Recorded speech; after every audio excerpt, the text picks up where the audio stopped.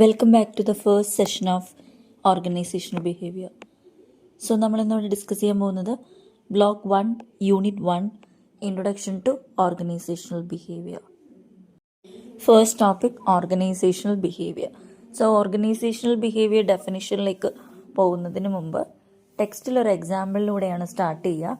Coca Cola കമ്പനിയെ കുറിച്ച് പറയുന്നുണ്ട്. അപ്പോൾ നമുക്കത് ബ്രീഫായിട്ടൊന്ന് നോക്കാം. സോ 1886 ജോൺ സ്റ്റിത്ത് പെമ്പേർട്ടൺ ആണ് കൊക്കക്കോള ഫോർമുല ഡെവലപ്പ് ചെയ്തത്. 1889 എസാക് ആൻഡ്ലർ ഈ ഫോർമുലയും ബ്രാൻഡും വാങ്ങി 1892 കൊക്കക്കോള കമ്പനി സ്റ്റാർട്ട് ചെയ്തു. So currently Coca Cola more than 200 കൺട്രീസിൽ മോർ ദാൻ 400 ബ്രാൻഡ്സ് പ്രൊവൈഡ് ചെയ്യുന്നുണ്ട്. അതുപോലെ കൊക്കക്കോള ഫ്രാഞ്ചൈസ്ഡ് ഡിസ്ട്രിബ്യൂഷൻ സിസ്റ്റമാണ് ഫോളോ ചെയ്യുന്നത്. എന്താണ് ഫ്രാഞ്ചൈസ്ഡ് ഡിസ്ട്രിബ്യൂഷൻ സിസ്റ്റം എന്നാൽ ഒരു കമ്പനി അവരുടെ പ്രോഡക്റ്റ് ഉണ്ടാക്കി അതിനെ സെല്ല് ചെയ്യാനുള്ള റൈറ്റ് മറ്റ് കമ്പനികൾക്ക് അല്ലെങ്കിൽ വ്യക്തികൾക്ക് കൊടുക്കുന്നതിനെയാണ് ഫ്രാഞ്ചൈസ്ഡ് ഡിസ്ട്രിബ്യൂഷൻ സിസ്റ്റം എന്ന് പറയുന്നത്. അതായത് ഈ റൈറ്റ് വാങ്ങിയ കമ്പനി ബ്രാൻഡിൻ്റെ നെയിമിൽ തന്നെ ആയിരിക്കും പ്രോഡക്റ്റ് വിൽക്കുന്നത്. സോ ഈ സിസ്റ്റമാണ് കൊക്കക്കോളയും ഫോളോ ചെയ്യുന്നത്. സോ അതായത് കൊക്കക്കോള കമ്പനി സിറപ്പ് കോൺസെൻട്രേറ്റ് മാത്രം പ്രൊഡ്യൂസ് ചെയ്ത് എന്നിട്ട് അത് അവരുടെ ഫ്രാഞ്ചൈസീസിന് സെല്ല് ചെയ്യും. സോ ഫ്രാഞ്ചൈസീസ് കൊക്കക്കോളയുടെ പേരിൽ ബിവറേജസ് എന്ത് ചെയ്യും, പാക്ക് ചെയ്തിട്ട് മാർക്കറ്റിലേക്ക് എത്തിക്കും. സോ കൊക്കക്കോള ഓർഗനൈസേഷണൽ ബിഹേവിയറിൻ്റെ നല്ലൊരു എക്സാമ്പിൾ ആണെന്ന് പറയുന്നുണ്ട്. അതായത് ഒരു പോസിറ്റീവ് ക്ലൈമറ്റ് ഓർഗനൈസേഷനിൽ ക്രിയേറ്റ് ചെയ്യുന്നു. Better communication, growth, employee engagement.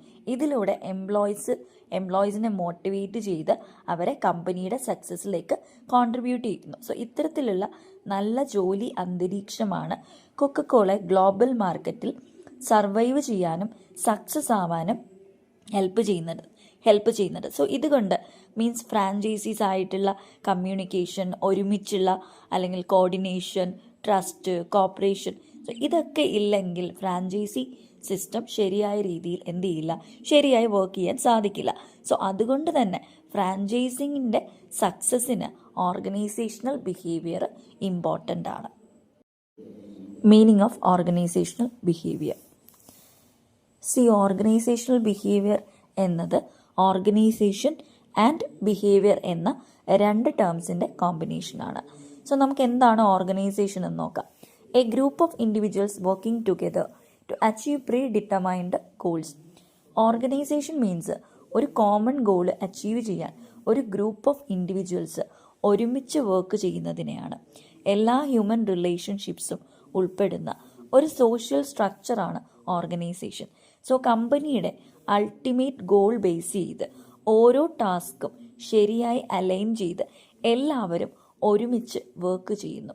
So ഇതാണ് ഓർഗനൈസേഷൻ എന്ന് പറയുന്നത്. സോ നമുക്ക് ബിഹേവിയർ എന്താണെന്ന് നോക്കാം.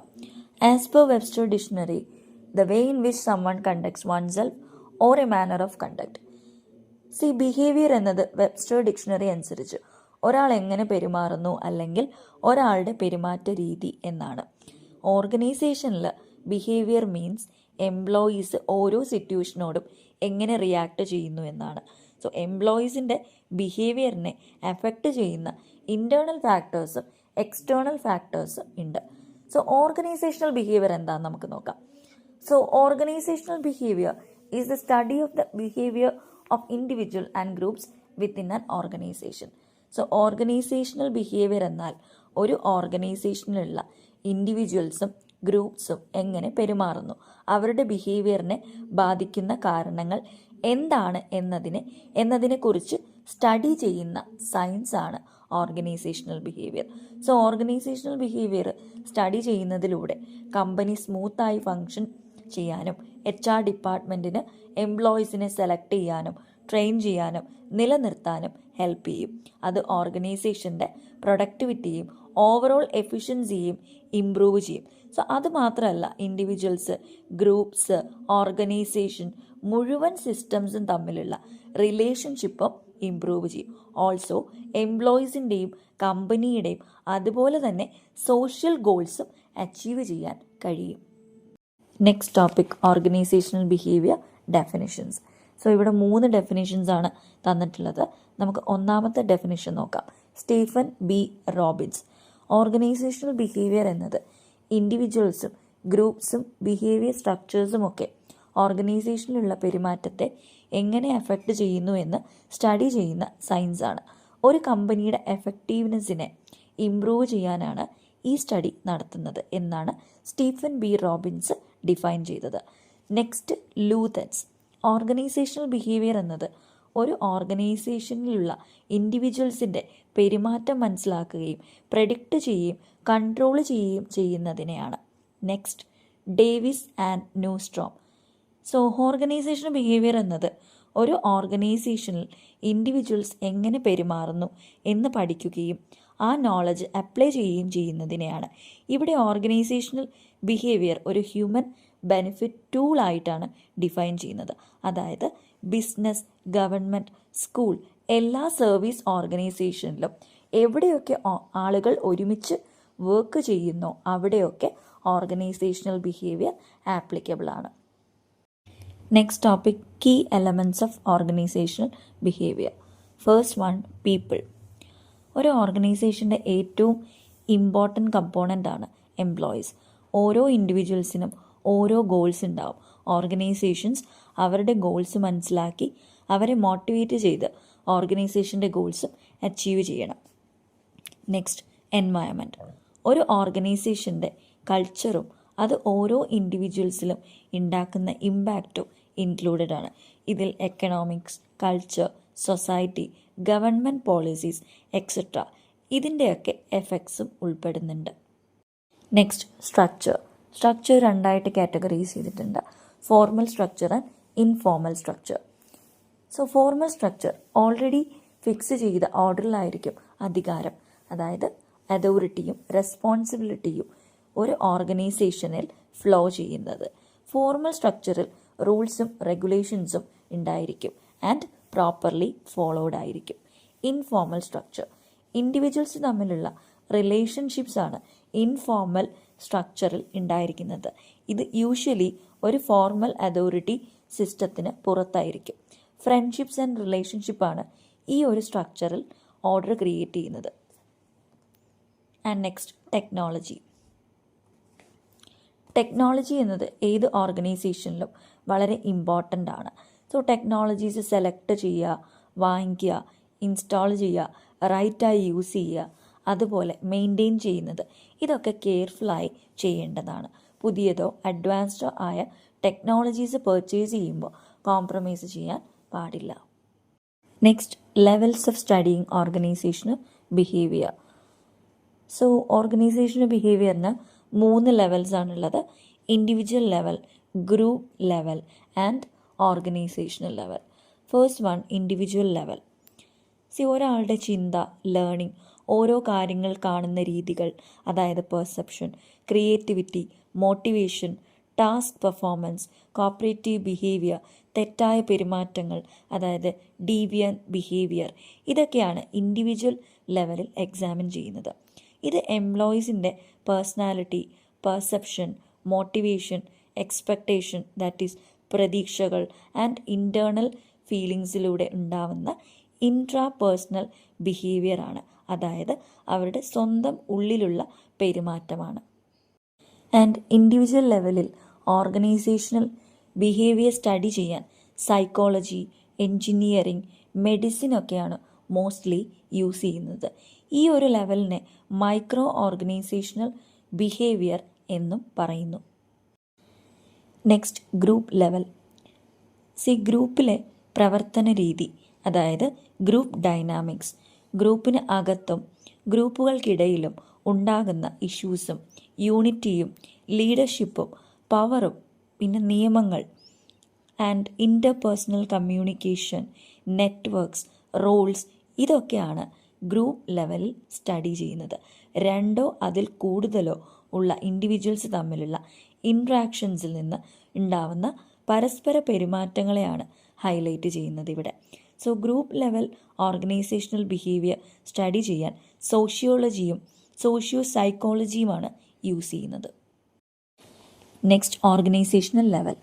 Organisational culture, organisation structure, cultural diversity, മറ്റ് ഓർഗനൈസേഷനുമായുള്ള cooperation issues, technology external environmental forces, ഇതൊക്കെയാണ് ഓർഗനൈസേഷണൽ ലെവലിൽ സ്റ്റഡി ചെയ്യുന്നത്. സോ ആന്ത്രോപോളജിയും പൊളിറ്റിക്കൽ സയൻസുമാണ് ഓർഗനൈസേഷണൽ ലെവൽ സ്റ്റഡി ചെയ്യാൻ യൂസ് ചെയ്യുന്നത്. ആൻഡ് ഓർഗനൈസേഷണൽ ബിഹേവിയറിൽ ഇൻഫോർമൽ ഗ്രൂപ്പ്സിൻ്റെയും ഒഫീഷ്യൽ ഓർഗനൈസേഷണൽ സ്ട്രക്ചേഴ്സിൻ്റെയും ആക്ഷൻസ് ഇൻക്ലൂഡഡ് ആണ്. ഈ തരത്തിലുള്ള, അതായത് ഇൻഡിവിജ്വൽ, ഗ്രൂപ്പ്, ഓർഗനൈസേഷണൽ ലെവൽസിൻ്റെ എഫക്ട്സും അത് ഓർഗനൈസേഷൻ്റെ അകത്തും പുറത്തും ഉണ്ടാക്കുന്ന എൻവയറമെൻ്റൽ ഫാക്ടേഴ്സിനെ ഒബ്സർവ് ചെയ്യുകയും റിസർച്ച് ചെയ്യുകയും കൺട്രോൾ ചെയ്യുകയും ചെയ്യും. Next topic, need for organisational behaviour. First point, motivate employees. എംപ്ലോയീസിന് അവരുടെ എഫേർട്സിന് റിസൾട്ട് ഉണ്ടാവും എന്നുള്ള വിശ്വാസം ഉണ്ടെങ്കിൽ അവരുടെ മോട്ടിവേഷൻ ഇൻക്രീസ് ചെയ്യും. ഫോർ എക്സാമ്പിൾ, ബോണസ്, ഇൻസെൻറ്റീവ്സ്, മറ്റ് റിവാർഡ്സ് കൊടുക്കുന്നതിലൂടെ എംപ്ലോയീസിനെ മോട്ടിവേറ്റ് ചെയ്യാൻ സാധിക്കും. സോ ഇതിലൂടെ അവരുടെ മൊറയിൽ ഇൻക്രീസ് ചെയ്യുകയും പെർഫോമൻസ് ഇംപ്രൂവ് ചെയ്യുകയും ചെയ്യും. ഓർഗനൈസേഷണൽ ബിഹേവിയറിലൂടെ മാനേജേഴ്സിന് അവരുടെ എംപ്ലോയീസിൻ്റെ നീഡ്സ് മനസ്സിലാക്കാൻ സാധിക്കും. Next, individual behaviour. ഒരു ഇൻഡിവിജ്വലിൻ്റെ സൈക്കോളജിയും എന്തുകൊണ്ട് ഒരാൾ ഒരു പ്രത്യേക രീതിയിൽ പെരുമാറുന്നു എന്നും മനസ്സിലാക്കുക എന്നത് ഹ്യൂമൻ ബിഹേവിയർ സ്റ്റഡിയുടെ ഇമ്പോർട്ടൻ്റ് പാർട്ടാണ്. Social, occupational, psychology and individual, cultural പോലെ പല ഫാക്ടേഴ്സ് ആളുകളുടെ ബിഹേവിയറിനെ ഇൻഫ്ലുവൻസ് ചെയ്യുന്നുണ്ട്. ഓർഗനൈസേഷണൽ ബിഹേവിയർ ഈ ഫാക്ടേഴ്സിനെയൊക്കെ ഉൾപ്പെടുത്തിക്കൊണ്ട് വർക്ക് പ്ലേസിൽ എംപ്ലോയീസിൻ്റെ ബിഹേവിയർ മനസ്സിലാക്കാൻ സാധിക്കും. Next point, understanding self and others. ഒരു വ്യക്തിക്ക് സ്വയം മനസ്സിലാക്കാനും മറ്റുള്ളവരെ കൂടുതൽ മനസ്സിലാക്കാനും ഓർഗനൈസേഷണൽ ബിഹേവിയർ ഹെൽപ്പ് ചെയ്യും. ഇതിലൂടെ ഇൻ്റർപേഴ്സണൽ റിലേഷൻഷിപ്സ് ഇംപ്രൂവ് ആവും. Attitudes, leadership, perception, transactional analysis. Transactional analysis means രണ്ട് ആളുകൾ തമ്മിലുള്ള പെരുമാറ്റവും സംസാരവും എങ്ങനെ നടക്കുന്നുവെന്ന് സ്റ്റഡി ചെയ്യുന്ന രീതിയാണ്.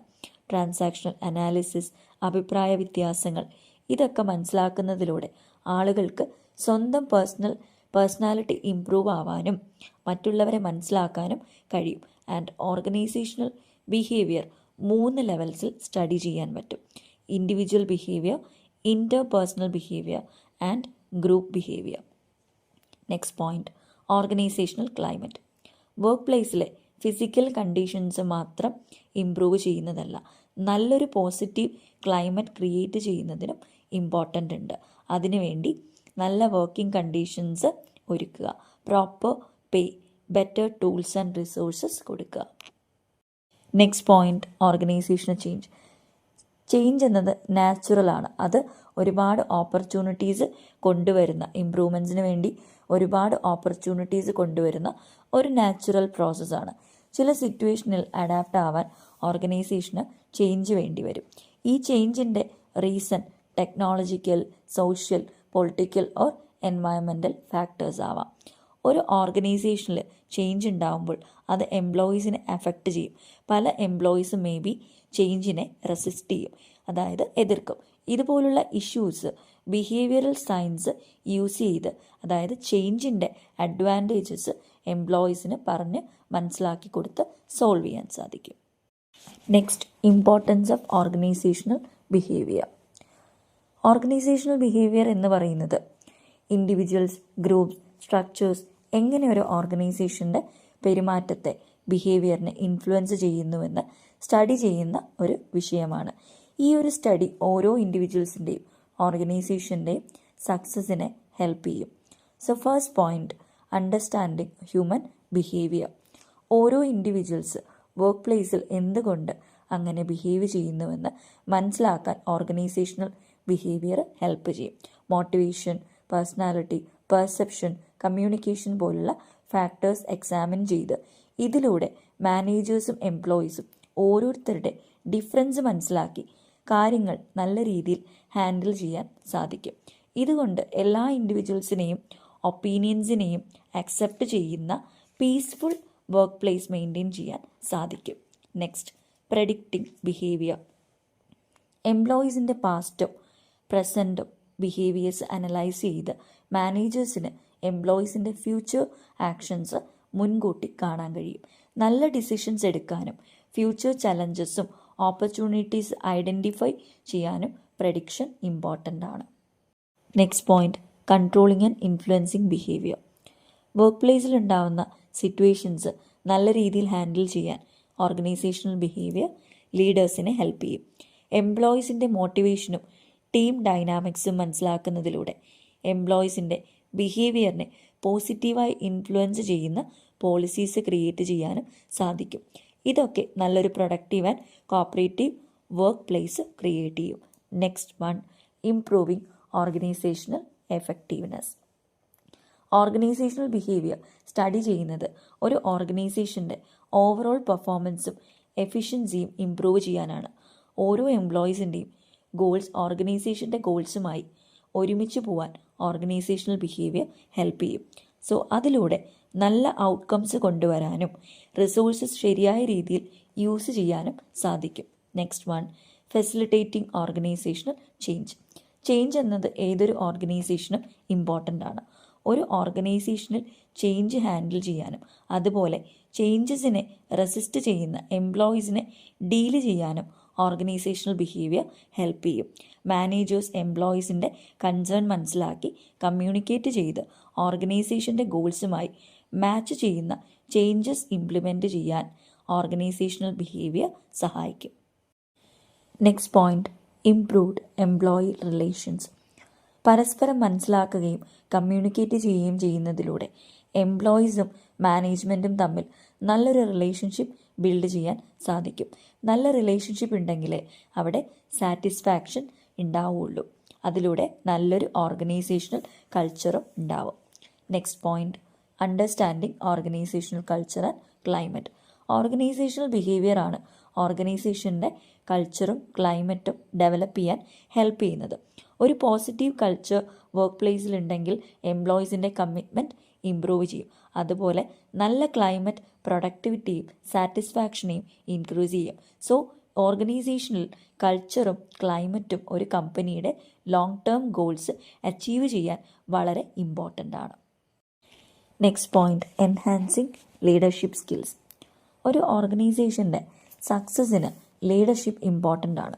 ഒരു ടീമിനെ ഇൻസ്പയർ ചെയ്യാനും അവരെ കൺട്രോൾ ചെയ്യാനുമുള്ള ലീഡർഷിപ്പ് സ്കിൽസ് ഡെവലപ്പ് ചെയ്യാൻ ഓർഗനൈസേഷണൽ ബിഹേവിയർ ഹെൽപ്പ് ചെയ്യും. അതായത് ലീഡർഷിപ്പ് തിയറീസ് പ്രാക്ടീസസ് ഒക്കെ ലേൺ ചെയ്യുന്നതിലൂടെ എംപ്ലോയീസിനെ മാനേജ് ചെയ്യാനും മോട്ടിവേറ്റ് ചെയ്യാനും സാധിക്കും.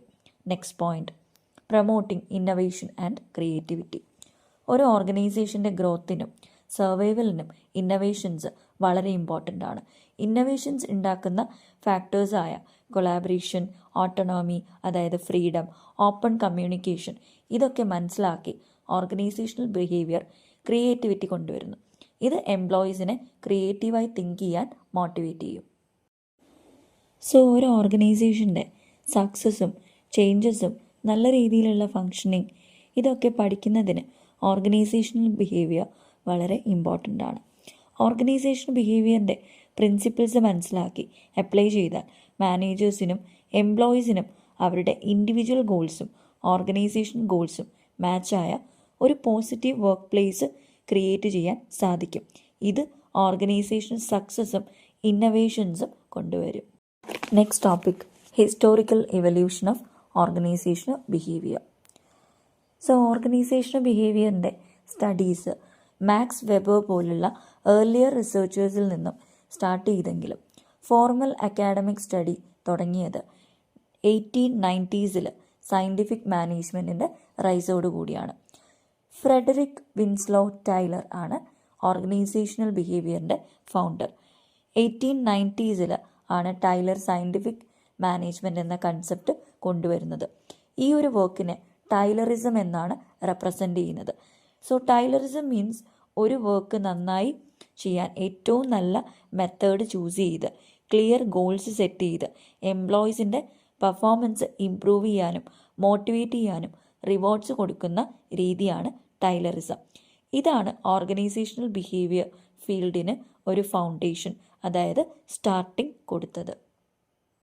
പിന്നെ 1920s വെസ്റ്റേൺ ഇലക്ട്രിക് ഹാത്തോൺ പ്ലാന്റിൽ Harvard professor Elton മായോ productivity relate ചെയ്ത് സ്റ്റഡീസ് നടത്തി. ഈ സ്റ്റഡീസ് കോൺസെൻട്രേറ്റ് ചെയ്തത് സൈക്കോളജിയും ഹ്യൂമൻ ഫാക്ടേഴ്സും ഓർഗനൈസേഷനെ എങ്ങനെ അഫക്റ്റ് ചെയ്യുന്നു എന്നാണ്. ഈ ഡിസ്കവറിയാണ് Hawthorne effect. Hawthorne effect means ഒരാളെ ഒബ്സർവ് ചെയ്യുന്നു എന്ന് മനസ്സിലാക്കുമ്പോൾ അവരിലുണ്ടാകുന്ന ബിഹേവിയർ ചേഞ്ചസിനെയാണ് ഹാത്തോൺ എഫക്റ്റ് എന്ന് പറയുന്നത്. പിന്നീട് ഹ്യൂമൻ റിലേഷൻസ് മൂവ്മെൻറ്റ് വന്നു. അതിൽ കൂടുതൽ ഫോക്കസ് ചെയ്തത് ഗ്രൂപ്പ് വർക്ക്, എംപ്ലോയി മോട്ടിവേഷൻ, അതുപോലെ എംപ്ലോയി ഗോൾസ് അച്ചീവ് ചെയ്യുന്നതിനുമാണ് ഇമ്പോർട്ടൻസ് കൊടുത്തത്. Industrial revolution. ബ്രിട്ടീഷ് പവറിൻ്റെ റൈസാണ് 19th സെഞ്ച്വറിയിൽ ഇൻഡസ്ട്രിയൽ റെവല്യൂഷന് കാരണമായത്. ആ ഒരു ടൈമിൽ ഒരു വലിയ വിഭാഗം ആളുകൾ മാനേജർ സബോർഡിനേറ്റ് റിലേഷൻഷിപ്പിൽ വർക്ക് ചെയ്തിരുന്നു. അതായത് മാനേജേഴ്സ് പറയുന്നത് കേട്ട് വർക്ക് ചെയ്തിരുന്ന ഗ്രൂപ്പ് ഓഫ് എംപ്ലോയീസ്. അതിനു മുമ്പ് ഇങ്ങനെ ഒരുമിച്ച് ചേർന്ന് ജോബ് ആരും തന്നെ ചെയ്തിരുന്നില്ല. കാരണം വലിയ വലിയ ഓർഗനൈസേഷൻസ് പലതും ഉണ്ടായിരുന്നത് മിലിറ്ററി ഓർഗനൈസേഷൻസ് ആയിരുന്നു. ആൻഡ് അവിടെ ലീഡേഴ്സിൻ്റെ കംപ്ലീറ്റ് അതോറിറ്റി ആയിരുന്നു. And key contributions and development. First one Adam Smith. ആ ഒരു ടൈമിൽ ഇമ്പോർട്ടൻ്റ് ആയ ഒരു പേഴ്സണാലിറ്റി ആയിരുന്നു Adam Smith. 1776 division of labour എന്ന കൺസെപ്റ്റ് പ്രപ്പോസ് ചെയ്തു Adam Smith. Division of labour means ഒരു വലിയ വർക്ക് ചെറിയ പാർട്സായി ഡിവൈഡ് ചെയ്ത് ഓരോരുത്തർ ഓരോ പാർട്സ് ചെയ്യുന്നതിനെയാണ്. അതുപോലെ അദ്ദേഹത്തിൻ്റെ വെൽത്ത് ഓഫ് നേഷൻ എന്ന ബുക്കിൽ സ്പെഷ്യലൈസേഷനെ കുറിച്ച് പറഞ്ഞിട്ടുണ്ട്. സ്പെഷ്യലൈസേഷൻ മീൻസ് ഒരു സ്പെസിഫിക് ടാസ്ക് മാത്രം പഠിച്ച് അതിൽ എക്സ്പേർട്ട് ആവുന്നതിനെയാണ്. ഡിവിഷൻ ഓഫ് ലേബറിനെ കുറിച്ചും സ്പെഷ്യലൈസേഷനെ കുറിച്ചും ആദം സ്മിത്തിൻ്റെ വെൽത്ത് ഓഫ് നേഷനിൽ പറഞ്ഞിട്ടുണ്ട്. അതായത് ഒരു ഓർഗനൈസേഷനിൽ എല്ലാവരും നന്നായി കോർഡിനേറ്റ് ചെയ്യുമ്പോൾ എക്കണോമിക് ഗ്രോത്ത് ഉണ്ടാവും. ഈ രണ്ട് കാര്യങ്ങളും ആദം സ്മിത്ത് മാനേജ്മെൻറ്റ് തിയറിയിൽ കൊടുത്ത ഇമ്പോർട്ടൻറ്റ് കോൺട്രിബ്യൂഷൻസ് ആണ്. മറ്റൊരു ഇമ്പോർട്ടൻറ്റ് കോൺട്രിബ്യൂഷൻ ആയിരുന്നു സ്റ്റീം എൻജിൻ. സ്റ്റീം എൻജിൻ്റെ ഇൻവെൻഷൻ ആ സമയത്ത് ഒരു വലിയ ഡെവലപ്മെൻ്റ് ആയിരുന്നു. ഇത് ഗുഡ്സും റോ മെറ്റീരിയൽസും നന്നായി വേഗത്തിൽ ട്രാൻസ്പോർട്ട് ചെയ്യാൻ ഹെൽപ്പ് ചെയ്തു. സ്റ്റീം എൻജിൻസ് പ്രൊഡക്ഷൻ കോസ്റ്റും ട്രാൻസ്പോർട്ടേഷൻ കോസ്റ്റും കുറച്ചു. അതുപോലെ തന്നെ പ്രൈസും പ്രൊഡക്ട്സ് ദൂരെയുള്ള മാർക്കറ്റിലൊക്കെ എത്തിക്കാൻ സാധിച്ചു. And another important contribution was shift in production. Industrial റെവല്യൂഷന് മുമ്പ് ഗുഡ്സും സർവീസും ഒക്കെ ചെറിയ ബാച്ചസായി വീട്ടിൽ തന്നെ ആയിരുന്നു ഉണ്ടാക്കിയിരുന്നത്. സ്റ്റാൻഡേർഡ്സും കുറവായിരുന്നു. ആ ടൈമിൽ ഉണ്ടായിരുന്ന ഹോം പ്രൊഡക്ഷനാണ് ഫാക്ടറി പ്രൊഡക്ഷനിലേക്ക് പിന്നീട് ചേഞ്ച് ആയത്. അതുപോലെ ആ ടൈമിലുള്ള ഫേമസ് ആയ ഇൻഡസ്ട്രിയലിസ്റ്റ് ആയിരുന്നു John D Rockefeller, Henry Ford, Andrew and William C Durant. അവരുടെ മാനേജീരിയൽ സ്കിൽസ് ഇൻഡസ്ട്രിയലൈസേഷൻ്റെ സ്റ്റാർട്ടിംഗ് സ്റ്റേജിൽ ഏറ്റവും സ്യൂട്ടബിൾ ആയിരുന്നു. ബട്ട് ഇൻഡസ്ട്രിയൽ റെവല്യൂഷൻ വളർന്ന് സ്റ്റേബിൾ ആയപ്പോൾ ഈ ഒരു സ്ട്രാറ്റജി സ്യൂട്ടബിൾ അല്ലാതായി. സയൻറ്റിഫിക് മാനേജ്മെൻറ്റ് തിയറിയുടെ മെയിൻ ഫോക്കസ് ഇൻഡിവിജ്വൽ എഫിഷ്യൻസിയും പ്രൊഡക്ടിവിറ്റിയുമാണ്. ഫ്രെഡറിക് വിൻസ്ലോ ടൈലർ 1911 പബ്ലിഷ് ചെയ്ത പ്രിൻസിപ്പിൾസ് ഓഫ് സയൻറ്റിഫിക് മാനേജ്മെൻറ്റ് എന്ന ബുക്കിലൂടെയാണ് ഈ തിയറിയുടെ ഒറിജിനേറ്റർ എന്ന് അറിയപ്പെടുന്നത്.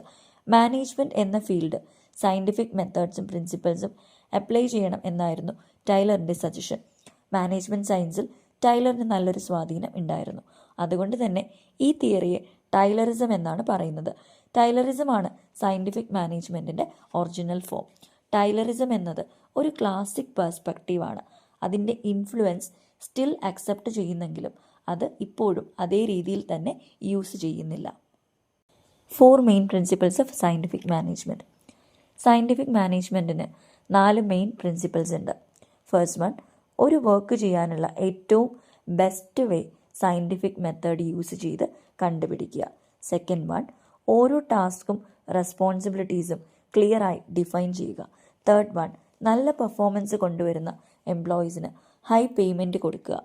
Fourth one, clear authority maintain ചെയ്ത് എംപ്ലോയീസിനെ സ്ട്രിക്റ്റായി സൂപ്പർവൈസ് ചെയ്യുക. ഇതാണ് മെയിൻ പ്രിൻസിപ്പിൾസ്. ഇനി ഇതുപോലെ സയൻറ്റിഫിക് മാനേജ്മെൻറ്റ് മൂവ്മെൻറ്റിൽ ഇമ്പോർട്ടൻറ്റ് കോൺട്രിബ്യൂഷൻസ് കൊണ്ടുവന്നവരാണ് Frank and Lillian Gilbreth, Henry L Gantt. Next, human relations movement. Human relations movement എന്നത് വെസ്റ്റേൺ ഇലക്ട്രിക് കമ്പനിയുടെ ഹാത്തോൺ പ്ലാന്റിൽ എൽട്ടോൺ മായോ ചെയ്ത ഹാത്തോൺ സ്റ്റഡീസിൻ്റെ പാർട്ടാണ്. ഹാത്തോൺ സ്റ്റഡീസ് ഫോർമലി ലോഞ്ച് ചെയ്യുന്നതിന് മുമ്പ് 1923-24 എൽട്ടോ മായോ ഒരു റിസർച്ച് ടീമിനെ അയച്ച് ഫിലാഡൽഫിയയിലെ ഒരു ടെക്സ്റ്റൈൽ മില്ലിലെ മ്യൂൾ സ്പിന്നിംഗ് ഡിവിഷൻസിലെ എംപ്ലോയി ടേൺ ഓവറിനെ കുറിച്ച് സ്റ്റഡി ചെയ്തു. അവർ എംപ്ലോയീസിനോട് സംസാരിച്ചു, എംപ്ലോയീസിൻ്റെ അവരുടെ അഭിപ്രായങ്ങൾ മനസ്സിലാക്കി റെസ്റ്റ് ബ്രേക്സ് ഇൻട്രൊഡ്യൂസ് ചെയ്തു. ഇത് എംപ്ലോയി ടേൺ ഓവർ റെഡ്യൂസ് ചെയ്യാൻ ഹെൽപ്പ് ചെയ്തു. ഒരു ഓർഗനൈസേഷനിലെ എംപ്ലോയി ടേൺ ഓവർ മീൻസ് കമ്പനിയിൽ ജോലി ചെയ്യുന്ന എംപ്ലോയീസ് പോവുകയും പകരം മറ്റ് എംപ്ലോയീസ് മാറി വരുന്നതിനെയാണ് എംപ്ലോയി ടേൺ ഓവർ എന്ന് പറയാം. ഹാത്തോൺ സ്റ്റഡീസ് മെയിൻലി ഫോക്കസ് ചെയ്യുന്നത് എംപ്ലോയീസിൻ്റെ സാറ്റിസ്ഫാക്ഷനും വെൽബീയിങ്ങും അതുപോലെ വർക്ക് പ്ലേസിലെ പ്രൊഡക്ടിവിറ്റിയുമാണ്. 4 parts of Hawthorne studies. Hawthorne experiments 4 പാർട്ടായി കാറ്റഗറൈസ് ചെയ്തിട്ടുണ്ട്. First one, illumination experiment. എംപ്ലോയീസിൻ്റെ പ്രൊഡക്ടിവിറ്റിയും ലൈറ്റിങ്ങും തമ്മിലുള്ള കണക്ഷൻ സ്റ്റഡി ചെയ്യാൻ നടത്തിയ എക്സ്പെരിമെൻ്റാണ് ഇലുമിനേഷൻ എക്സ്പെരിമെൻറ്റ്. വർക്ക് പ്ലേസിലെ ലൈറ്റിംഗ് ഇൻക്രീസ് ചെയ്തപ്പോഴും പ്രൊഡക്ടിവിറ്റി ഇൻക്രീസ് ചെയ്തു. ലൈറ്റിംഗ് കുറച്ചപ്പോഴും പ്രൊഡക്ടിവിറ്റി എന്ത് ചെയ്തു? ഇൻക്രീസ് ചെയ്തു. ഇതിലൂടെ വർക്ക് പ്ലേസ് ലൈറ്റിംഗ്, അതായത് വെളിച്ചവും പ്രൊഡക്ടിവിറ്റിയും തമ്മിൽ കണക്ഷൻ ഇല്ലെന്ന് മനസ്സിലായി. പ്രൊഡക്ടിവിറ്റിയെ ഇമ്പാക്റ്റ് ചെയ്യുന്ന മറ്റ് ഫാക്ടേഴ്സ് ഉണ്ടെന്നും മനസ്സിലാക്കി. Next one, relay assembly test room experiment. 1927-1933 വരെ നടത്തിയ സെക്കൻഡ് എക്സ്പെരിമെൻ്റാണ് റിലേ റൂം എക്സ്പെരിമെൻറ്റ്. ഈ എക്സ്പെരിമെൻറ്റിൻ്റെ മെയിൻ എയിം എന്നത് വർക്കേഴ്സിൻ്റെ പ്രൊഡക്ടിവിറ്റിയും വർക്കിംഗ് കണ്ടീഷനും തമ്മിൽ കണക്ഷൻ ഉണ്ടോ എന്ന് ഫൈൻഡ് ഔട്ട് ചെയ്യുക എന്നതാണ്. ഈ ഒരു എക്സ്പെരിമെൻറ്റിന് വേണ്ടി ചൂസ് ചെയ്തത് ഒരേ വർക്ക് ചെയ്യുന്ന 6 ഗേൾസിനെയാണ്. ഒരു റിസർച്ചറിൻ്റെ കൺട്രോളിൽ വളരെ റിലാക്സ്ഡ് ആയിട്ടുള്ള എൻവയൺമെൻറ്റിൽ നല്ല കോപ്പറേഷനോട് കൂടി അവർ വർക്ക് ചെയ്തു. എക്സ്പെരിമെൻറ്റ് കണ്ടക്ട് ചെയ്യാൻ വേണ്ടി അവരുടെ വർക്കിംഗ് കണ്ടീഷൻസിൽ ചേഞ്ച് കൊണ്ടുവന്നു. For example rest breaks, lighting, working hours ഒക്കെ മാറ്റങ്ങൾ കൊണ്ടുവന്നു. ഇങ്ങനെ ചേഞ്ചസ് കൊണ്ടുവന്നപ്പോഴും പ്രൊഡക്ടിവിറ്റി ഇൻക്രീസ് ചെയ്യുന്നതായി നോട്ടീസ് ചെയ്തു. അതുപോലെ തന്നെ വർക്കിംഗ് കണ്ടീഷൻസിൽ കൊണ്ടുവന്ന ചേഞ്ചസ് റിമൂവ് ചെയ്ത് നോർമലിലേക്ക് കൊണ്ടുവന്നപ്പോഴും പ്രൊഡക്ടിവിറ്റി ഹൈ തന്നെയായിരുന്നു. ഈ എക്സ്പെരിമെൻറ്റിൽ നിന്ന് റിസർച്ചേഴ്സ് സോഷ്യോ സൈക്കോളജിക്കൽ എലമെൻസിൻ്റെ ഇമ്പോർട്ടൻസ് പറയുന്നുണ്ട്. അതായത് എംപ്ലോയീസിന് കൊടുക്കുന്ന ഇമ്പോർട്ടൻസ്, അവർക്ക് കൊടുക്കുന്ന അറ്റൻഷൻ, പാർട്ടിസിപ്പേഷൻ, നല്ലൊരു വർക്ക് ഗ്രൂപ്പ്, ഇതൊക്കെ ആണ് മെയിനായി പ്രൊഡക്ടിവിറ്റി ഇൻക്രീസ് ചെയ്യാൻ കാരണമാവുന്നത് എന്നാണ് ഈ എക്സ്പെരിമെൻറ്റിൻ്റെ conclusion. Next, interviewing program. Interviewing പ്രോഗ്രാമിൻ്റെ മെയിൻ എയിം എംപ്ലോയീസിൻ്റെ ആറ്റിറ്റ്യൂഡ്സ് മനസ്സിലാക്കി വർക്കിംഗ് കണ്ടീഷൻസിൻ്റെ ഇമ്പോർട്ടൻസ് എത്രത്തോളം ഉണ്ടെന്ന് ഫൈൻഡ് ഔട്ട് ചെയ്യാനായിരുന്നു. ഇതിനു വേണ്ടി റിസർച്ചേഴ്സ് എംപ്ലോയീസിനോട് ഡയറക്റ്റ് ക്വസ്റ്റ്യൻസ് ചോദിച്ചു. അതായത് അവരുടെ ജോബിനെ കുറിച്ച്, വർക്ക് പ്ലേസ്, മാനേജ്മെൻറ്റിനെ കുറിച്ചുള്ള അഭിപ്രായങ്ങൾ. ഈ ഒരു ഡയറക്റ്റ് ക്വസ്റ്റ്യൻസ് ആദ്യമൊക്കെ ഫോളോ ചെയ്തെങ്കിലും പിന്നീട് എംപ്ലോയീസിൻ്റെ റിപ്ലൈസിനെ അഫക്റ്റ് ചെയ്യുന്നതായി റിസർച്ചേഴ്സ് നോട്ടീസ് ചെയ്തു. അതുകൊണ്ട് ഡയറക്റ്റ് ക്വസ്റ്റ്യൻസ് അവോയ്ഡ് ചെയ്ത് എംപ്ലോയീസ് പറയുന്നത് മാത്രം കേൾക്കുന്ന ഇൻഡയറക്റ്റ് മെത്തേഡിലേക്ക് മാറി. ഈ ഒരു എക്സ്പെരിമെൻറ്റിലൂടെ വർക്ക് പ്ലേസിലെ സോഷ്യൽ ഫാക്ടേഴ്സിൻ്റെ ഇമ്പോർട്ടൻസ് കണ്ടെത്തി. സോഷ്യൽ ഫാക്ടേഴ്സ് മീൻസ് വർക്ക് പ്ലേസിൽ ഉണ്ടായിരിക്കേണ്ട നല്ല റിലേഷൻഷിപ്പ്, കമ്മ്യൂണിക്കേഷൻ, ടീം വർക്ക്, ഇതൊക്കെയാണ്. Next one, bank wiring test room. ഒരു ഗ്രൂപ്പ് ഓഫ് വർക്കേഴ്സിൻ്റെ ബിഹേവിയറും പ്രൊഡക്ടിവിറ്റിയും സ്റ്റഡി ചെയ്യാനാണ് ഈ ഒരു എക്സ്പെരിമെൻറ്റ് നടത്തിയത്. ഇതിൽ 14 വർക്കേഴ്സിനെയാണ് ഒരു ഗ്രൂപ്പായി സ്റ്റഡി ചെയ്യാൻ റിസർച്ചേഴ്സ് ചൂസ് ചെയ്തത്. ഇവർ മാനേജ്മെൻറ്റ് സെറ്റ് ചെയ്ത പ്രൊഡക്ഷൻ ടാർജറ്റിനെ ഫോളോ ചെയ്യാതെ അതിലും ലോവറായിട്ടുള്ള ഒരു ടാർജറ്റ് ലെവൽ ഗ്രൂപ്പായി ഡിസൈഡ് ചെയ്ത് എല്ലാ വർക്കേഴ്സിനും കംഫർട്ടബിൾ ആവുന്ന രീതിയിൽ ഓരോരുത്തരും ഓരോ ടാർജറ്റ് ലെവൽ ലിമിറ്റ് ചെയ്യാൻ ഒരുമിച്ച് ഡിസൈഡ് ചെയ്തു. ഗ്രൂപ്പായി എടുത്ത ഡിസിഷൻസിനെ ഫോളോ ചെയ്യാത്ത ഓവർ പ്രൊഡക്ഷൻ കൊണ്ടുവരാൻ നോക്കിയ എംപ്ലോയീസിനെ അവർ ഐസൊലേറ്റ് ചെയ്ത് ഒഴിവാക്കുന്നൊരു പ്രാക്ടീസാണ് കണ്ടത്. ആൻഡ് ഇങ്ങനെയുള്ള ഗ്രൂപ്പ് നോംസ്, അതായത് ഓരോരുത്തരും എത്ര ഔട്ട്പുട്ട് കൊണ്ടുവരണം എന്നുള്ള റൂൾസ് ഉണ്ടാവാൻ മെയിൻ റീസൺ നല്ല റിലേഷൻഷിപ്പ് തമ്മിൽ മെയിൻറ്റെയിൻ ചെയ്യുക, പ്രോബ്ലംസ് അവോയ്ഡ് ചെയ്യുക, ഇതൊക്കെയാണ്. സോ ഈ ഒരു എക്സ്പെരിമെൻറ്റിൽ നിന്ന് മനസ്സിലായത് പ്രൊഡക്ടിവിറ്റി, അതായത് ഓരോ എംപ്ലോയീസിൻ്റെയും ഇൻഡിവിജ്വൽ പെർഫോമൻസിനെ ഇൻഫ്ലുവൻസ് ചെയ്യുന്നത് വർക്കിംഗ് കണ്ടീഷൻസും മാനേജ്മെൻറ്റ് ഗോൾസും മാത്രമല്ല, ഇതുപോലുള്ള സോഷ്യൽ ഫാക്ടേഴ്സ്, അതായത് ഗ്രൂപ്പ് നോംസും പ്രഷേഴ്സും ഒക്കെ പ്രൊഡക്ടിവിറ്റിയെ അഫക്റ്റ് ചെയ്യുന്നുണ്ട്. Key findings and features of the Hawthorne studies. So എന്തൊക്കെയാണ് ഹാത്തോൺ എക്സ്പെരിമെൻറ്റിൻ്റെ ഇമ്പോർട്ടൻറ്റ് ഫീച്ചേഴ്സ് എന്ന് നോക്കാം.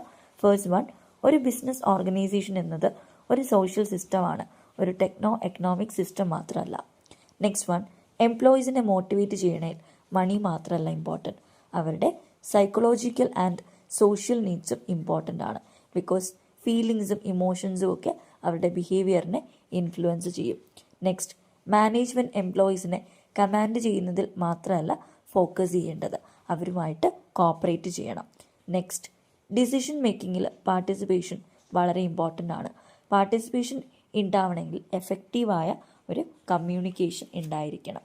നെക്സ്റ്റ്, പ്രൊഡക്ടിവിറ്റിയും എംപ്ലോയി സാറ്റിസ്ഫാക്ഷനും തമ്മിൽ ഡയറക്റ്റ്ലി ലിങ്ക്ഡ് ആണ്. എംപ്ലോയി സാറ്റിസ്ഫൈഡ് ആണെങ്കിൽ മാത്രമേ നല്ല പ്രൊഡക്ടിവിറ്റി ഉണ്ടാവുള്ളൂ. ദെൻ ഗ്രൂപ്പ് സൈക്കോളജി ഒരു ഓർഗനൈസേഷനിൽ വളരെ ഇമ്പോർട്ടൻ്റ് ആണ്. സോ ഇൻഫോർമൽ ഗ്രൂപ്പ് എഫേർട്സിനെ കൂടുതൽ ഡെവലപ്പ് ചെയ്യണം. ദെൻ നിയോ ക്ലാസിക്കൽ തിയറിയിൽ പറയുന്നത് ഹ്യൂമൻ എന്നത് മെഷീൻസിനേക്കാൾ ഇമ്പോർട്ടൻ്റ് ആയ ലിവിങ് മെഷീൻസ് ആണ് എന്നാണ്. സോ നല്ല പ്രൊഡക്ടിവിറ്റി ഉണ്ടാവണമെങ്കിൽ എംപ്ലോയി സാറ്റിസ്ഫൈഡ് ആയിരിക്കണം, അവരുടെ മോട്ടിവേഷൻ, പോസിറ്റീവ് ഫീലിംഗ്, ഇതൊക്കെ ഇമ്പോർട്ടൻ്റ് ആണ്. Next, Hawthorne effect. Hawthorne effect ഒരു സൈക്കോളജിക്കൽ ഫിനോമിനനാണ്. മീൻസ് സൂപ്പർവൈസേഴ്സും പിയേഴ്സും അധികമായി അവർക്ക് അറ്റൻഷൻ കൊടുക്കുമ്പോൾ എംപ്ലോയീസിൻ്റെ ബിഹേവിയറും പെർഫോമൻസും ഇംപ്രൂവ് ആവും. ആൻഡ് ടീം വർക്കും ഷെയർഡ് ഗോൾസും ഉണ്ടെങ്കിൽ ടീം എഫേർട്ടിലൂടെ ഔട്ട്പുട്ട് ഇംപ്രൂവ് ചെയ്യാം. ആൻഡ് അതുപോലെ Hawthorne effect work groups, leadership, communication, motivation, job design എന്ന ഏരിയാസിലേക്ക് ഇൻഫ്ലുവൻസ് ചെയ്യുന്നു. സോ ഇതൊക്കെ പേഴ്സണൽ മാനേജ്മെൻറ്റിലേക്കും ഓർഗനൈസേഷനിലെ ഇൻ്റർപേഴ്സണൽ റിലേഷൻഷിപ്പിലേക്കും ഫോക്കസ് ഇൻക്രീസ് ചെയ്തു. Next topic, organisational behaviour models. Difficult ഐഡിയാസും കൺസെപ്റ്റ്സും ഈസിയായി മനസ്സിലാക്കാൻ ഹെൽപ്പ് ചെയ്യുന്ന ടൂൾസിനെയാണ് മോഡൽസ് എന്ന് പറയുന്നത്. ഓർഗനൈസേഷണൽ ബിഹേവിയർ മോഡൽസ് മീൻസ് എന്തുകൊണ്ട് എംപ്ലോയീസ് വർക്കിൽ ഒരു പെർട്ടിക്കുലർ വേയിൽ ബിഹേവ് ചെയ്യുന്നു എന്ന് മനസ്സിലാക്കാൻ യൂസ് ചെയ്യുന്ന തിയറിറ്റിക്കൽ സ്ട്രക്ചേഴ്സാണ് ഓർഗനൈസേഷണൽ ബിഹേവിയർ. ഓരോ ഓർഗനൈസേഷൻസും അവരുടെ നീഡ്സ് അനുസരിച്ച് ഡിഫറെൻറ്റ് മോഡൽസ് ആയിരിക്കും യൂസ് ചെയ്യുന്നത്. ഓർഗനൈസേഷൻസ് തമ്മിൽ ഉണ്ടാവുന്ന ഔട്ട്പുട്ട് ഡിഫറൻസിൻ്റെ മെയിൻ റീസൺ മോഡൽസിൻ്റെ ഡിഫറൻസ് ആണ്. സോ നമുക്കിനി ഓരോ മോഡൽസായി ഡിസ്കസ് ചെയ്യാം. First model, autocratic model. Autocratic model means അതോറിറ്റിയും ഡിസിഷൻ മേക്കിങ്ങും റെസ്പോൺസിബിലിറ്റിയും എല്ലാം ടോപ്പ് മാനേജ്മെൻറ്റ് ലെവലിൽ ആയിരിക്കും കോൺസെൻട്രേറ്റ് ചെയ്യുന്നത്. അതായത് എല്ലാ ഡിസിഷൻസും എടുക്കാനുള്ള പവർ മാനേജേഴ്സിന് മാത്രമായിരിക്കും. വർക്കേഴ്സ് വളരെ ഡിസിപ്ലിൻഡായി മാനേജേഴ്സിൻ്റെ എല്ലാ ഓർഡേഴ്സും ഫോളോ ചെയ്തിരിക്കും. ഈ ഒരു മോഡലിൽ വർക്കേഴ്സിൻ്റെ സജഷൻസിനെ കൺസിഡർ ചെയ്യില്ല, എല്ലാം മാനേജേഴ്സിൻ്റെ കൺട്രോളിങ് പവറിലായിരിക്കും. ഓട്ടോക്രാറ്റിക് മോഡലിന് അതുപോലെ തന്നെ ഡ്രോബാക്സ് ഉണ്ട്. എംപ്ലോയീസ് ഫ്രസ്ട്രേറ്റഡ് ആയിരിക്കും, ഇൻസെക്യൂർഡ് ആയിരിക്കും, സുപ്പീരിയേഴ്സിൽ ഡിപ്പെൻഡൻ്റ് ആയിരിക്കും. ആൻഡ് മാത്രമല്ല വേജസ് കുറവാകുമ്പോൾ പെർഫോമൻസ് കുറയും. ഓട്ടോക്രാറ്റിക് മോഡൽ കൂടുതലായി അപ്ലൈ ചെയ്യുന്നത് എന്തെങ്കിലും എമർജൻസി സിറ്റുവേഷൻസിൽ ആയിരിക്കും. Features of autocratic model: decision making power with top management. എല്ലാ ഡിസിഷൻസും എടുക്കാനുള്ള റൈറ്റ് മാനേജ്മെൻറ്റിന് മാത്രമായിരിക്കും. എംപ്ലോയീസ് അതെല്ലാം ഫോളോ ചെയ്തിരിക്കണം. ആൻഡ് റൈറ്റ് ഏതാണ് റോങ് ഏതാണ് എന്നൊക്കെ തീരുമാനിക്കുന്നത് മാനേജ്മെൻറ്റ് തന്നെയായിരിക്കും. Next one, formal by nature. Autocratic model follow ചെയ്യുന്ന ഓർഗനൈസേഷന് ഒരു ഒഫീഷ്യൽ അതോറിറ്റി ഉണ്ടാവും. എംപ്ലോയീസ് എല്ലാ ഇൻസ്ട്രക്ഷൻസും മസ്റ്റായി ഫോളോ ചെയ്തിരിക്കണം. Third one, provides direction. ഒരു ടീമിൽ സ്ട്രോങ് ആയ ഒരു ലീഡർ ഉണ്ടെങ്കിൽ എല്ലാ എംപ്ലോയീസിനും ക്ലിയറായി ടാസ്ക് അസൈൻ ചെയ്ത് റോൾസ് അസൈൻ ചെയ്ത് കറക്റ്റ് ടൈമിൽ പ്രോജക്റ്റ് കംപ്ലീറ്റ് ചെയ്യാൻ സാധിക്കും. Next, focus on objective. എംപ്ലോയീസിനെ ടഫായ ഡിസിഷൻസ് എടുക്കുന്നതിൽ നിന്നൊക്കെ മാറ്റി നിർത്തി ടാസ്കിൽ മാത്രം ഫോക്കസ് ചെയ്യാൻ അലോ ചെയ്യും. ഇതിലൂടെ അവരുടെ സ്കിൽസ് ഇംപ്രൂവ് ചെയ്യും, ഗ്രൂപ്പിൻ്റെ സക്സസ്സിന് ഹെൽപ്പ് ചെയ്യും. Next, dependent on boss. എല്ലാ കൺട്രോൾസും മാനേജേഴ്സിന് ആയതുകൊണ്ട് എംപ്ലോയീസിൻ്റെ മോട്ടിവേഷനെയും പെർഫോമൻസിനെയും അത് അഫക്റ്റ് ചെയ്യും. Next, how autocratic model can be successful. First one, team മെമ്പേഴ്സിനെ ഇഗ്നോർ ചെയ്യാതെ അവർക്ക് പറയാനുള്ളതും അവരുടെ കൺസേൺസും എക്സ്പ്രസ് ചെയ്യാനുള്ള സ്പേസ് കൊടുക്കുക. നെക്സ്റ്റ്, ക്ലിയർ റൂൾസ് സെറ്റ് ചെയ്യുക. അത് അവർക്ക് ക്ലിയറായി മനസ്സിലായോ എന്ന് എൻഷുർ ചെയ്യുക. അവരുടെ ജോബ് നന്നായി പെർഫോം ചെയ്യാനായി അവർക്ക് ട്രെയിനിങ്ങും സപ്പോർട്ടും കൊടുക്കുക. ആൻഡ് ടീമിൻ്റെ മിസ്റ്റേക്സിൽ ഫോക്കസ് ചെയ്യുന്നതിന് പകരം സക്സസിനെ റെക്കഗ്നൈസ് ചെയ്യുക. Next, custodial model. കസ്റ്റോഡിയൽ മോഡലിൻ്റെ മെയിൻ എയിം എംപ്ലോയീസിൻ്റെ സേഫ്റ്റിയാണ്. അതിലൂടെ ഓട്ടോക്രാറ്റിക് മോഡൽ കൊണ്ടുണ്ടാകുന്ന പ്രോബ്ലംസിനെ അവോയ്ഡ് ചെയ്യുക. എംപ്ലോയീസിൻ്റെ സാറ്റിസ്ഫാക്ഷൻ, സെക്യൂരിറ്റി, വെൽഫെയർ ഒക്കെയാണ് കസ്റ്റോഡിയൽ മോഡലിൻ്റെ മെയിൻ ഫോക്കസ്. സോ എംപ്ലോയീസ് മാനേജറിനെ ഡിപ്പെൻഡ് ചെയ്യാതെ കമ്പനിയെ ഡിപ്പെൻഡ് ചെയ്യുന്നു. ഫ്രീക്വൻ്റായി കൊടുക്കുന്ന ഫിനാൻഷ്യൽ ബെനിഫിറ്റ്സ് എംപ്ലോയീസിൽ ഹാപ്പിനെസ് ഉണ്ടാക്കുമെങ്കിലും അത് വലിയ രീതിയിൽ മോട്ടിവേഷൻ ഉണ്ടാക്കുന്നില്ല. ഇവിടെ എംപ്ലോയീസിൻ്റെ കൂടുതൽ കൺസേൺ എന്ന് പറയുന്നത് അവരുടെ സേഫ്റ്റിക്കും സെക്യൂരിറ്റിക്കും ഓർഗനൈസേഷൻ കൊടുക്കുന്ന ഇമ്പോർട്ടൻസ് ആണ്.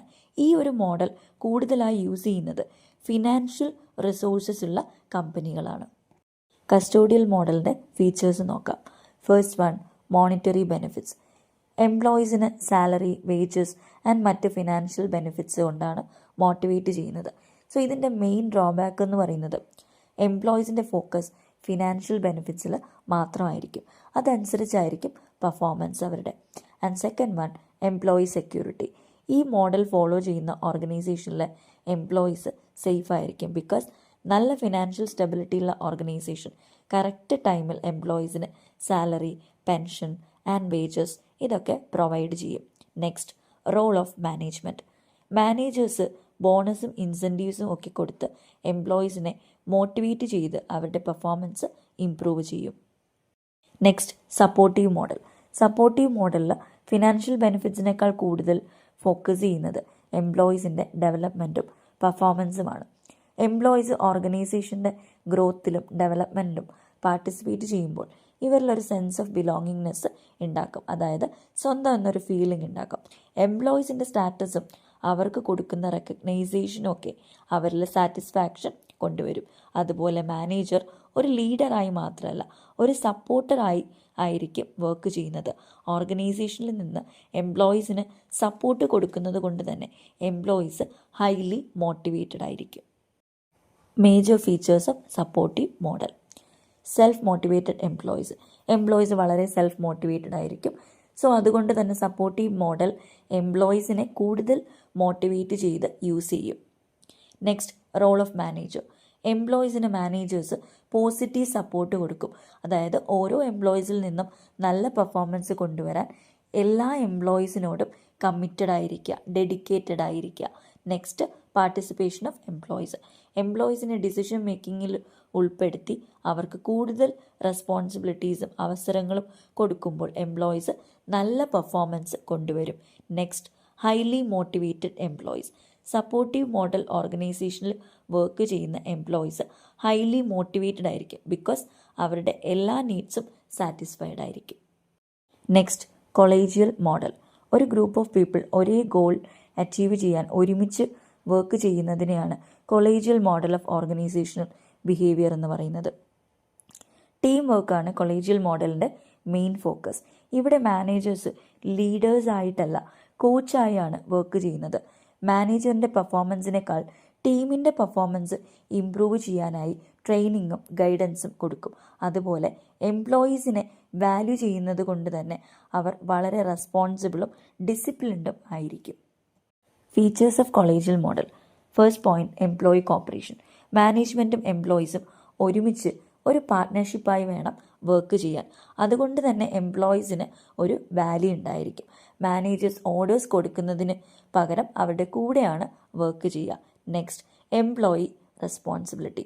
നല്ല ക്വാളിറ്റി സർവീസ് പ്രൊവൈഡ് ചെയ്യുന്നതിൽ എംപ്ലോയീസ് റെസ്പോൺസിബിൾ ആയിരിക്കും.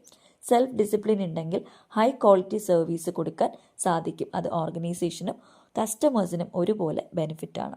Then role of management.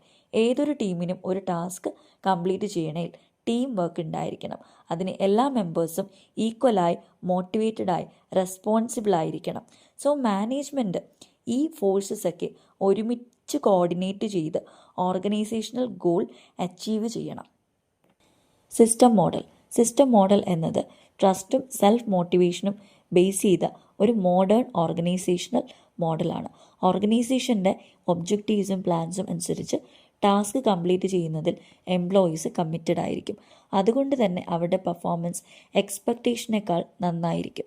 ചെയ്യുന്ന വർക്കിലൊരു മീനിങ് ഉണ്ടായിരിക്കണം എന്ന എംപ്ലോയീസിൻ്റെ ആവശ്യങ്ങളെ മീറ്റ് ചെയ്യാൻ വേണ്ടി ഡിസൈൻ ചെയ്ത ഒരു ടൈപ്പ് ഓഫ് മോഡലാണ് സിസ്റ്റം മോഡൽ. സിസ്റ്റം മോഡലിൽ വർക്ക് ചെയ്യുന്ന എംപ്ലോയീസ് ട്രസ്റ്റും ഓണസ്റ്റിയും ഫോളോ ചെയ്യുന്ന നല്ല വാല്യൂസ് ഉള്ള വർക്കിംഗ് കണ്ടീഷനാണ് ഇഷ്ടപ്പെടുന്നത്. വർക്കേഴ്സുമായി നല്ലൊരു കമ്മ്യൂണിറ്റി ഫീൽ ഉണ്ടാക്കാൻ പറ്റുന്ന എൻവയൺമെൻ്റാണ് അവർക്ക് വേണ്ടത്. എംപ്ലോയീസ് ഓർഗനൈസേഷൻ്റെ സക്സസ്സിന് ഇമ്പോർട്ടൻ്റ് ആണെന്ന് മാനേജേഴ്സ് കോൺസ്റ്റൻ്റായി എംപ്ലോയീസിനോട് കമ്മ്യൂണിക്കേറ്റ് ചെയ്യുന്നു അക്കോർഡിംഗ് ടു ദിസ് മോഡൽ.